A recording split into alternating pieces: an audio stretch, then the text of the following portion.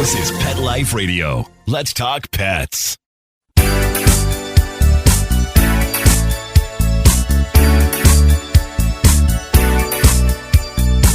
Hello, you're listening to Animal Party on Pet Life Radio.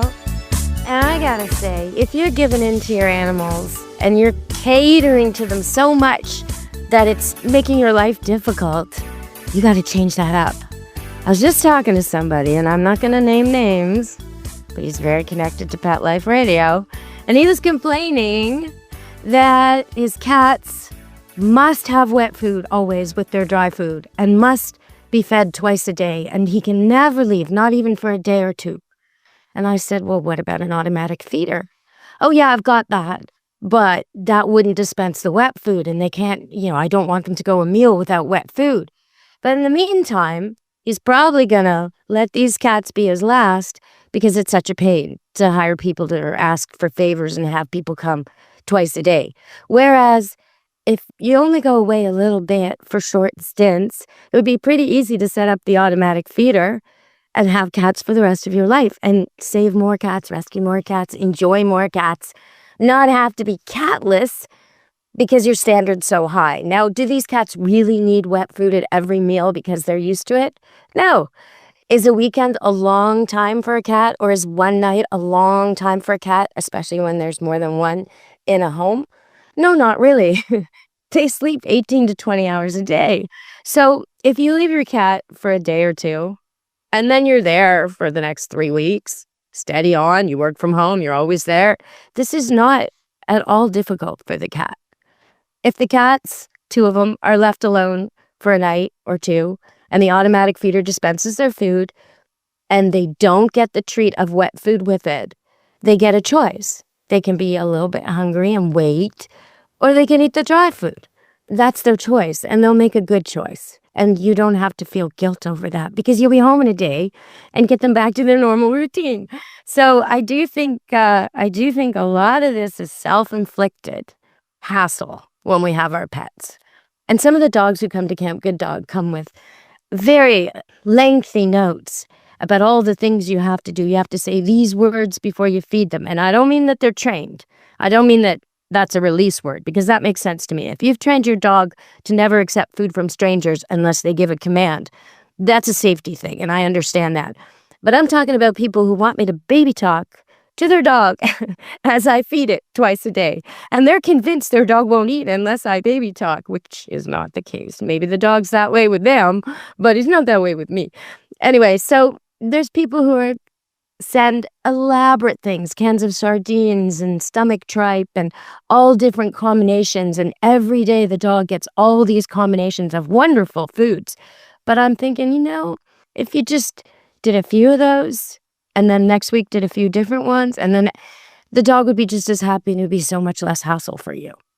So a lot of these things are self-inflicted hardship. So you got to think about that. Make your life easy.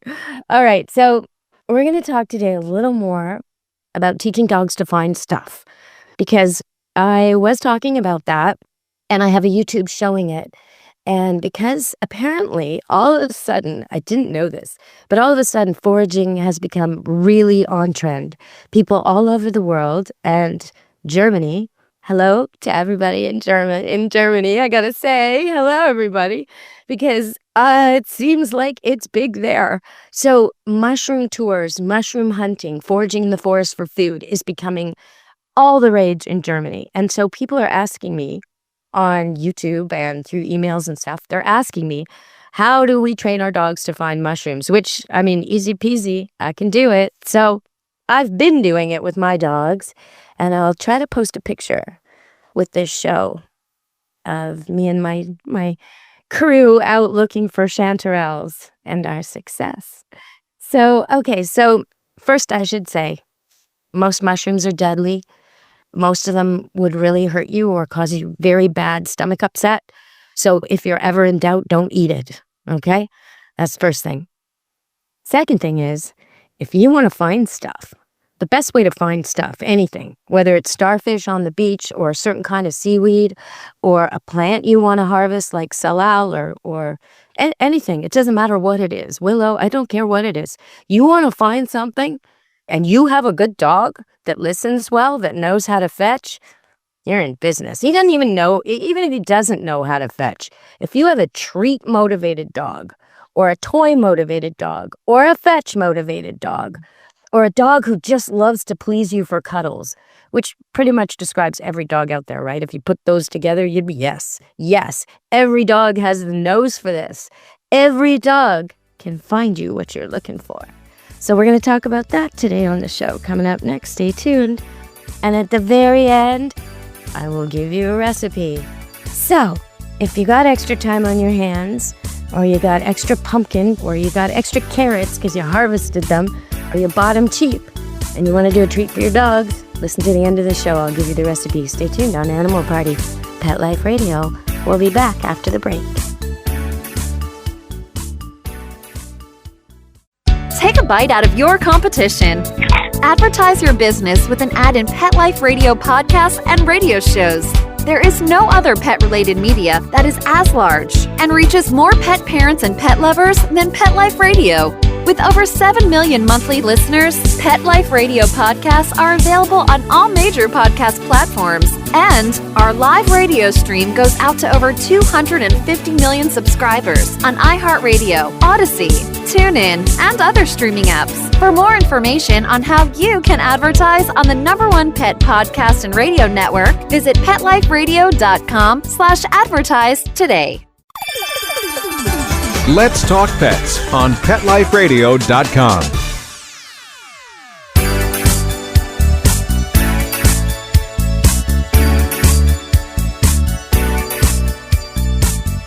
Hello, you're listening to Animal Party on Pet Life Radio with me, Deb Wolfe.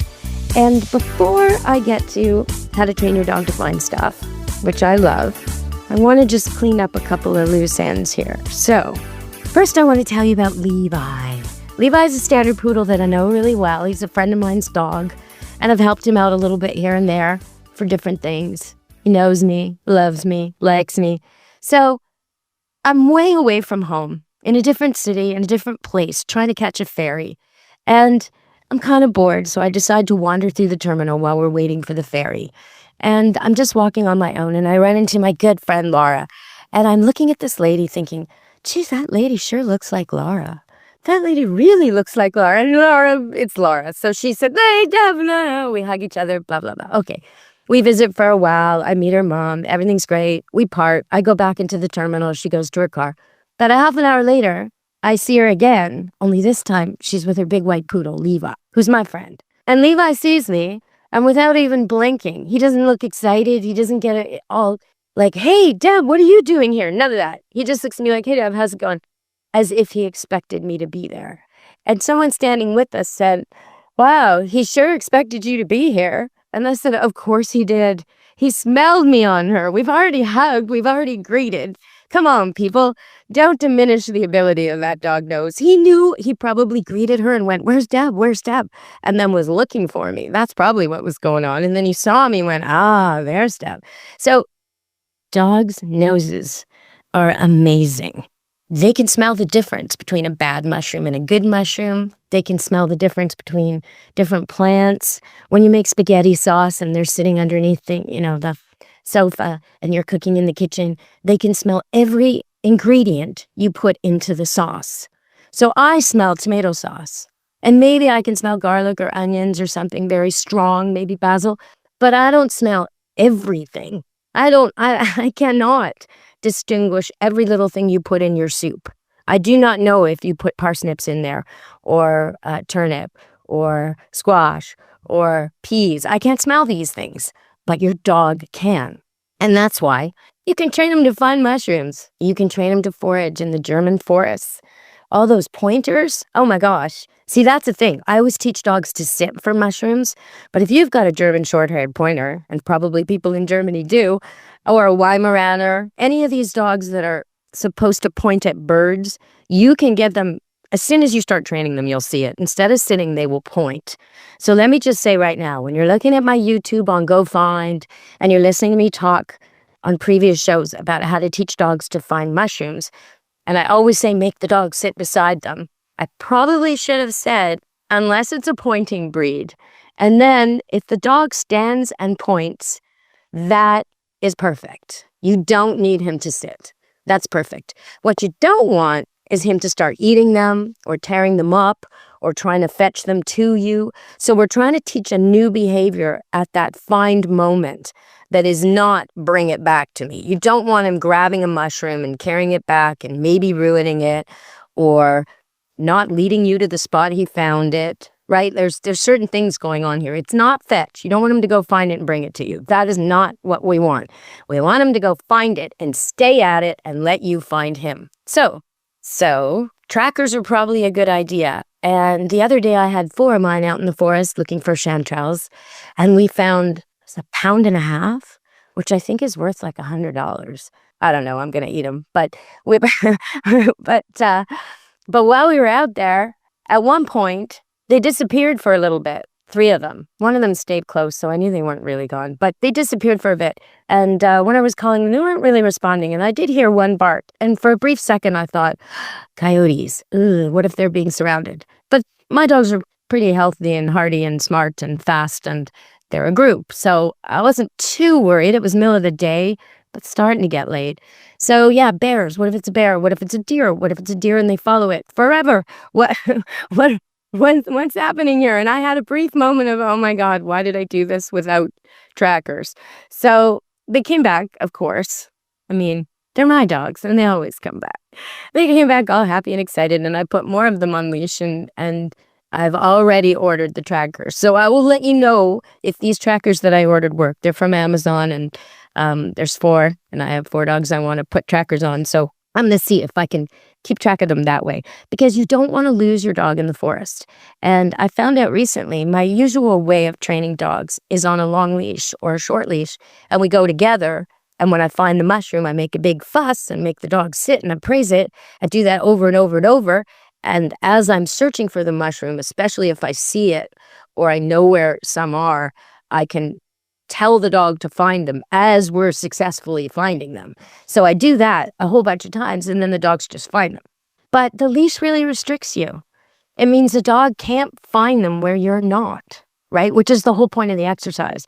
So to speed up training, I can go earlier, I think, if I have the GPS, because my worry right now, my dogs are starting to find it, but I'm worried that they'll just stay there and I won't know where they are.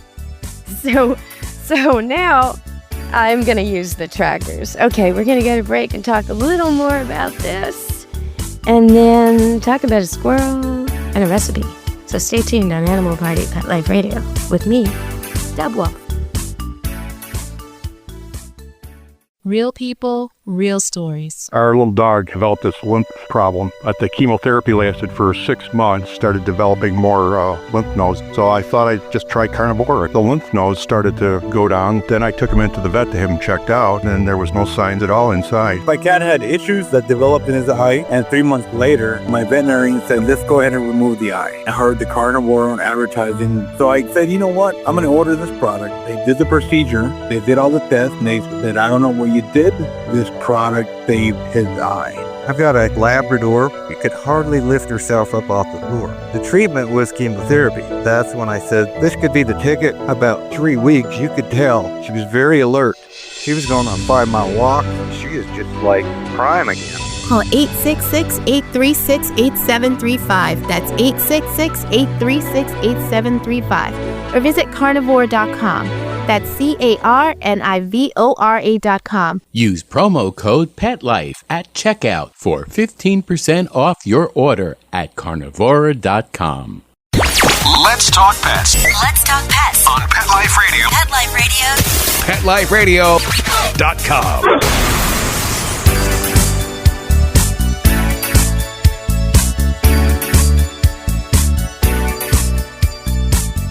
Hello, you're back on Animal Party Pet Life Radio. So what you do is you take your dog in the living room when he's controlled on a leash, and you have someone else take the object you want him to find. And you say, go find whatever it is. Let's say it's the mushroom. Go find the mushroom. Or let's say it's a ball. Go find the ball. Let's do it easy. Go find the ball. Dog already knows what ball is. Now he's learning the command find. Go find the ball. and you march him over to the ball and you tell him to sit, or he picks up the ball. Either one is fine. And you say, good boy, you found the ball. Now, once he's good at finding the ball, you hide the ball behind a chair, somewhere obvious. He sees you hide it. Go find the ball. He finds it again. And then you hide it, maybe in the yard, maybe when he didn't see you place it. Go find the ball. Good boy, Cookie, good boy. He finds the ball. Okay, so I would do this on leash quite a lot. And when he knows find, then you introduce something else. Maybe it's the toy. Go find the toy. The ball's sitting there, and when he grabs the ball, you say, nope, that's not it. Go find the toy. And you sort of direct him to the thing you want. So now he's learned the word toy. And you practice and you practice and you practice with toy. Go find the toy. Go find the toy. Now he's learned to find two things. So these two things could be a person, like a kid that you love. Go find Jenny. Go find Jenny. This could be Jenny, your little girl who wanders off. This could be what the dog is finding. And that should always be done on a leash. It could be your car. If you get lost a lot, go find the car. You put a cookie on the car and you start a few feet from the car. And then you go 10 feet in the trail. And then you go 20 feet in the trail. And then you go, 100 paces in the trail. And then after you've done that a whole lot, every time you're going back to the car and you know the way, you say, go find the car. And look at that. There's a treat on the car. And you keep your dog on leash for this because you don't want him to find the car without you, right? You want him to show you the car. So go find is what you're teaching. Now he's got that concept, go find. So what are we going to find? Well, the next thing you bring out is the thing you want him to find. And you can put, if it's mushrooms or something you're foraging, you can put it in a sock so he can still smell it, but he can't exactly gum it or wreck it or accidentally swallow it. Now, chanterelle mushrooms won't hurt your dog. So while you're training, if you're training with proper things, and you should never use the wrong thing because your dog is learning to scent for that specific thing, right? When people who forage get their mushrooms, they will cut off the bottom part that's all dirty and they'll scrape it off. That's a part you can use to teach your dogs to find them. So if you know someone who's a successful forager, ask him for a little bit of the stalk they're throwing out, a little bit of the stem, the dirty stem. And then you put it in a sock or, I would say a sock is the best. And then I put them back in the freezer when I'm not using them, and I take them out. Sometimes I wet the sock so the smell will be a little fresher. And at the start of the hike, I actually drop them where we're looking. And I say, go find the chanterelle. And they find the sock with the chanterelle, which is super easy. I mean, it smells like me and my sock. But they find it. Oh, good. And I take the shot. I show them. I let them sniff it. Good. And then they know what we're looking for. And we keep going. And they notice that every time I find them, I'm all excited. I make a big deal about, look, happy high voice, excited, happy talk, treats all around, big deal. Yeah, you want a celebration. And then they'll look for it again. And actually, one of my dogs, he doesn't even want the treat. He just likes the celebration. He starts dancing when we find the mushrooms. That's Fabio, the white poodle. And Dorito wants the treat, for sure. Peachy wants a treat. Poco wants a treat. But Fabio, he's just happy for the celebration. So you got to know your dog. If your dog is ball obsessed, use a ball. When he finds the mushroom and sits beside it, or finds the mushroom and points to it, and you catch up to him because you're advanced and you're using GPS, or you've got him on leash and you're there too, praise and praise and praise and give him that ball if that's what he wants. And then take it away and put it in your pocket so he continues to search, right? All right, so that's how you teach a dog to find mushrooms. $150 worth of mushrooms in about 20 minutes. That's how you do it. All right, so I'm going to end with a little squirrel talk. There's a squirrel in California near Berkeley that is terrorizing the neighborhood. And there are signs up all over the neighborhood with a picture of this squirrel launched in attack mode. And it says, beware, very mean squirrel. I just thought that was so funny. In other squirrel news, kind of sad but related, Meryl Streep is quoted as saying, in Afghanistan, a squirrel has more freedom than a girl because the girls aren't allowed to use the parks in Afghanistan. So I think that's very poignant at this time. And the parks that don't let dogs in, those are the parks that aren't safe. Those are the parks where predators linger. Dogs make everybody safe when they're well trained. That's my contribution to that subject. And the parks should be open to the women and the children, absolutely, and safe. So, okay, we're going to end with a recipe now, because you keep asking me for recipes. Used to be I got asked for jokes, and now I get asked for recipes. So here's a good one for this time of year, fall.